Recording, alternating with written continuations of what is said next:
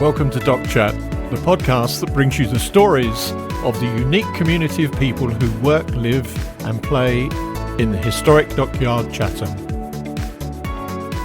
In this episode we hear from Roger Rosewell, who is a Dockyard resident and chairman of the Dockyard Residents Association.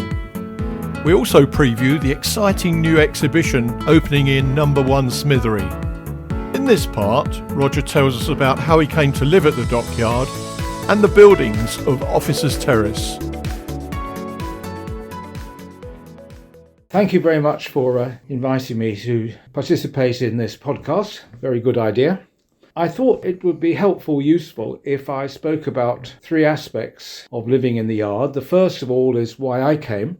Next is a description of the residential estate. And finally, what it's like living in the Dockyard. So to start with my own story. I came to the Dockyard just over 10 years ago. I'd lived in Oxfordshire for over 40 years and for the last 30 of that in the same house. And I had decided I really needed a change. I didn't want to spend the whole of my life in that house, so we started looking for somewhere else to live. And we looked at Worcester and Cheltenham and many other towns. But in the end, I saw an advertisement in the Telegraph for a house in the Dockyard. And I was a life member of the Society of Protection of Ancient Buildings. I had a great interest in listed buildings, historic buildings. And so the Dockyard appealed to me on those grounds. And I'd lived in a Grade 2-star medieval house for 30 years. And the idea of living in a Georgian house appealed to me immensely. So that's why we looked at the Dockyard. And although I'd known about the Medway for different reasons, which I'll explain in a moment, that wasn't an issue. The issue was that I liked the Dockyard and the house. And I really wasn't concerned about the wider Medway Kent implications. I said I'd known the Medway because in my working life, I had really three main jobs. I was a journalist, the leader writer, on the Daily Mail and the Mail on Sunday. I'd worked in public relations, mostly political problems. And finally, I was the author of a number of books on medieval wall paintings in particular and stained glass. I'd known the Medway because there are marvellous wall paintings in Rochester Cathedral. And of course, stained glass is inseparable from Canterbury Cathedral. And there are a number of other churches in Kent which have important wall paintings and stained glass. So I knew the area. I'd driven through. And I remember the first time I ever came to Chatham was I got stuck in Strood High Street in traffic and cursed immensely. But never mind, the Dockyard is what appealed to me. And that is why I came. And the house that we bought is in the Officers' Terrace, which is quite well known to people familiar with the Dockyard. So the Officers' Terrace was built in the 1720s for the principal officers or managers of the Dockyard. They're not officers in terms of naval rank. People weren't dressed in uniforms, carrying swords. They were practical people who were responsible for, in the case of the house where I live, the master shipwright, and next door was the master of the check, in other words, the accountant, the money man. And further along the street, you might find master attendants who looked after the shipping in the river, or the master surgeon, and so on. These are effectively full-time managers of the yard who live on the job in essentially rented or grace and favour homes, so they are here all the time.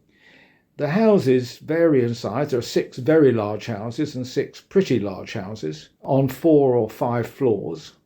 The houses were never, although they sound very large and they look quite grand from externally, internally they were best described as a busy house. So the ground floor, that is the terrace level, was the office, and the 2 floors above were the family accommodation. And in the case of our house, the 2 floors above that would have been occupied either by apprentices or what are loosely described as servants. And one mustn't be confused about what servants meant in the 18th century to what we see in Downton Abbey or upstairs and downstairs TV programmes. We're not talking about servants as butlers. We're not talking about servants with housemaids dressed in black and pretty aprons, white aprons. We're not talking about that. We're talking about people probably who simply did the washing maybe some cooking, menial tasks, who were then looked after with accommodation in the houses. The people who lived here were not grand aristocrats. They were not, although the houses were big, they themselves, were government employees who moved around the country. And in fact, the owner of our house came from Plymouth to live in Chatham. So that's what the houses are. They're Grade 1 listed. And curiously, the gardens, which are separate from the houses, are also ancient scheduled monuments. The garden walls are brick and they're Grade 2 starred. The gardens are on a terrace, they're sloped, and there is a model of the dockyard made, I think, in the 1780s, which shows the layout, the design layout of these gardens, and quite a few of the residents in Officers Terrace have replicated those layouts in the garden. Not necessarily the planting scheme, but if you walked around it, if you came back from 1780 today, you'd be familiar with the general layout of the garden. So the gardens are separate. They're also part of the Grade 1 Ancient Scheduled Monument listing of the properties. The gardens were researched by a team of garden historians, and I think you can find descriptions of the gardens online if anybody wants to look them up. The houses, being Grade 1, are obviously subject to various restrictions. Some of those flow from the Grade 1 listing, namely that you cannot make internal or external alterations without permission. But there are also a second set of restrictions, which are those imposed by the dockyard itself. And those will include that you can't have noisy parties after 11 o'clock, you can't let the properties as Airbnbs, you can't rent them out as mini hotels or overnight B&Bs, and you have to keep the houses in good shape and order, and indeed there is a regular redecoration cycle. Now every 8 years the houses are externally painted. Some might balk at these restrictions, but actually if you live here, they're a blessing because they ensure that the houses are in good order, that some of the neighbourly disputes that you find elsewhere in terraced accommodation, not such a great problem here. So these restrictions, I think, are generally welcomed by people who come to live here.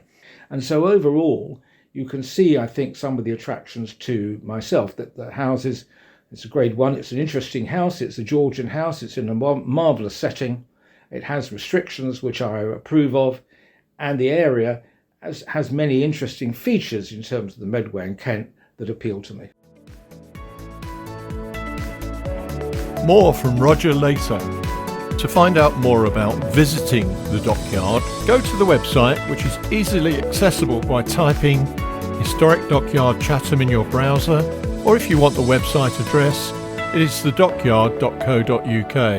That is thedockyard.co.uk. You will be able to buy tickets online, and the great thing is the cost of a ticket gives you access to the dockyard for a year. The dockyard is now open to the public and closes to the public mid-November, apart from special, separately ticketed events. We are thrilled to present the internationally acclaimed Brick Wrecks, Sunken Ships in Lego Brick, making its UK debut at the dockyard. The exhibition runs from the 8th of March to the 31st of August and is included in the annual ticket price. More information about the exhibition can be found on the website. In this part, Roger tells us about the Dockyard residential estate and living in the dockyard. As I said at the beginning, I would also speak about the residential estate, and that's what I'll do now. So Officers Terrace, 12 houses, is part of the residential estate. After the closure of the dockyard, there were a number of reports commissioned as to its future, one of which I know personally, I'm sure there are others, recommended the creation of a multi-use site. So part of it would be a visitor attraction, part of it would see some buildings converted, transformed into commercial use, and the third recommendation was that there should be a residential estate so that you'd have this mixed-use, vibrant community rather than just a lock-up visitor attraction, by which I mean it's open 9 till 5 and then it shuts to the next day. There is indeed in the dockyard, because of that mixed-use vision, we do have a dockyard which is lively, active, and with lots of different people participating in its future. So that's a plus. The residential estate consists of essentially 115 properties, housing around 300 people. Those properties vary from the Grade 1 houses in Officers Terrace, and there are a few other listed buildings in North Stables and the Tower Houses, and of course a couple of residences which form part of Main Gate. But the bulk of the residential estate consists of new housing in what is called College Road, where I think at one time there was an apprentice school. The new housing in College Road and Mark Brunel Way fall into several categories. There are large terrace houses, there are smaller terrace houses, there's almost a reserved estate for older people, and there are a number of apartments, some of which are let. The result of this is that you have a very mixed community, particularly in the apartments which are let and other properties which are available to rent. People come and go, there's a high turnover of people. And so there's always new people to meet or speak to or see and encounter. The biggest, I think, impact of having residents in the site is that, I say, they add to the vitality of the estate, and they bring to the dockyard a number of people who are actually interested in the dockyard. And so it's curious, there are among the residents a number of people who actually have served as volunteers, not only working in the slips on the lifeboat exhibitions, but doing other jobs around the dockyard. The residential estate produces people who have an interest in the yard as well as living here. Residents belong to the Residents Association, of which I'm the chairman. And what happens is that every year we have an AGM, an annual general meeting, which elects representatives from different parts of the estate. That forms the Residents Association. The Residents Association in turn meet property arm of the trust, something called HDPL, Historic Dockyard Properties Limited. We have 4 meetings a year with them in which we raise issues around the dockyard, and we listen to what the dockyard proposes to do. And so there is an exchange of views and information between the two, and it works very well. And we have a good relationship with the yard. And I have to say that in almost every case, currently, we find the dockyard very cooperative, very responsive, good to work with, and it's a strong partnership, and long may that continue. Living in the yard, well, the first thing to say, it's unique. And it's very, very interesting. It's unique because there's nowhere else in the country quite like Chatham Dockyard. And although I know it's in Kent, when I'm inside, I wouldn't really know where it was. The only giveaway is the accents of the people. You know it's not in the north because people aren't speaking with a northern accent, and nor have they got a Cornish drawl to them. So you know it's not there, but at the same time, physically, you don't know where it is. So it's a unique place. And it's very interesting, and it's been likened to living in a living museum. The advantages of living here are easy to talk about. First of all, it has 24-hour security, not, I have to hasten to add, necessarily for the residents' benefit, but to protect the ships and the historic buildings such as the ropery.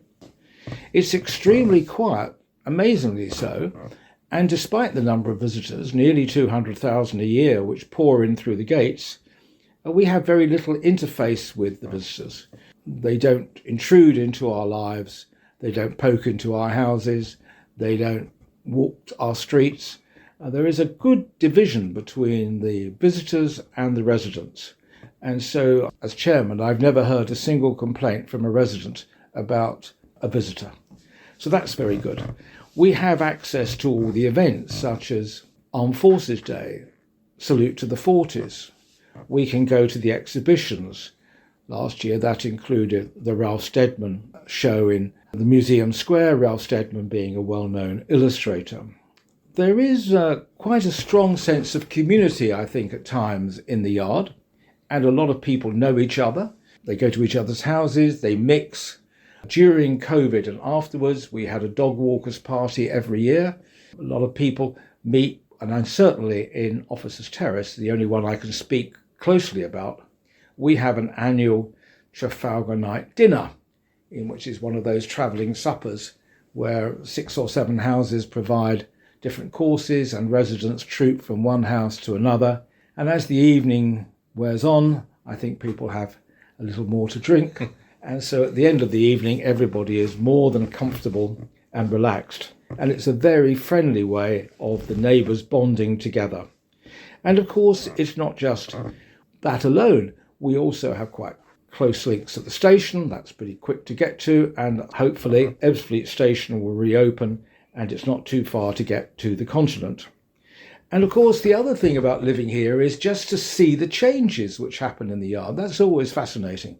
So when we came 10 years ago, the canteen really reminded me of a factory canteen in the 1960s. The food was not served, it was shoveled at you, and it had been out for hours, and it was a really disappointing place to eat. But with the reopening of the Command of the Oceans exhibition and the refurbishment of the cafe into what's now the mess deck, those have been huge improvements. So we continue to see improvements throughout the yard, with the fitted rigging house bringing extra revenue to the yard. We see the refurbishment of the church. Now currently we see the refurbishment and renovation of Commissioner's House. So even in the 10 years that we've been here, there have been dramatic changes in the yard, and it's very interesting to see that and to feel part of that. So that, I think, is one of the reasons why the yard is attractive to a number of people to want to live here. And there is, of course, one other point which needs to be made, and which is about COVID. When COVID struck and the country was shut down, paralysed, living in the dockyard was like living in a medieval hilltop village or town with walls, and the walls became almost a fortress. And within the dockyard, bounded on the one side by the walls, the river, you felt safe from the virus. I know that some people in the dockyard obviously became unwell. They went to work, they contracted illnesses. But overall, living in the dockyard in that remarkable, strange period was quite unlike much of the country was enduring. So it was a special time and a special place. And once upon a time, I remember walking our late dog around the yard late at night, which is always incidentally a marvellous time of the day to be here because it's silent, the shapes, the walks. It's an extraordinary experience. I remember walking our dog and we could hear sirens coming along Dock Road outside the wall. And again, that emphasised the separation between the outside world and the yard. It felt a bubble, its own place. And living here is that unique experience in a bubble of its own place.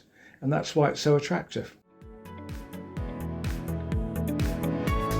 We are now on 10 podcast platforms, including Amazon Music, Apple Podcasts, Spotify and YouTube. You can either visit any of the 10 podcast platform websites or download their free apps from the Google Play Store or the Apple Store.